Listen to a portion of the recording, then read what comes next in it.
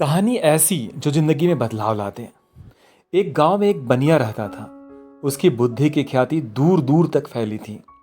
एक बार वहां के राजा ने उसे चर्चा पर बुलाया। काफी देर चर्चा के बाद राजा ने कहा, महाशय, आप बहुत अक्लमंद हैं, इतने पढ़े लिखे हैं, पर आपका लड़का इतना मूर्ख क्यों है? उसे भी कुछ सिखाइए। उसे तो सोने चांदी में मूल्यवान क्या है यह भी नहीं पता। यह कहकर राजा जोर से हंस पड़ा। बनिए को बुरा लगा। वह घर गया और लड़के से पूछा, सोना व चांदी में अधिक मूल्यवान क्या है? बिना एक पल भी गंवाए उस लड़के ने उत्तर दिया, सोना। तुम्हारा उत्तर तो बिल्कुल ठीक है, फिर राजा ने ऐसा क्यों कहा? सभी के बीच मेरी खिल्ली भी उड़ाई। लड़के को सारी बात समझ में आ गई।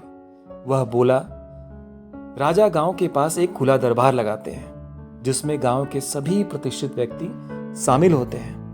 यह दरबार मेरे स्कूल जाने के मार्ग पे ही पड़ता है। जब भी मुझे देखते बुलवा लेते हैं। अपने एक हाथ में सोने का सिक्का और दूसरे हाथ में चांदी का सिक्का रखकर जो ज्यादा मूल्यवान है वह ले लेने को कहते हैं, और मैं हमेशा चांदी का सिक्का ले लेता हूं। यह देखकर सभी ठहाका लगाकर हंसते हैं, वह मजा लेते हैं। ऐसा तकरीबन हर दूसरे दिन होता है।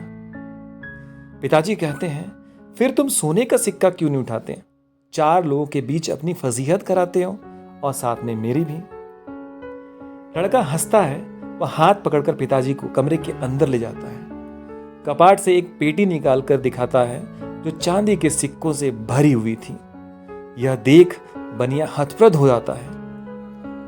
लड़का कहता है कि जिस दिन मैंने पिताजी सोने का सिक्का उठा लिया उस दिन से यह खेल बंद हो जाएगा, और वो मुझे मूर्ख समझकर मजा लेते हैं तो उन्हें लेने दें। यदि मैं बुद्धिमानी दिखाऊंगा तो कुछ भी नहीं मिलेगा। आखिर मैं बनिए का बेटा हूं, अक्ल से काम लेता हूं। दोस्तों, मूर्ख होना अलग बात है और मूर्ख समझा जाना अलग बात है।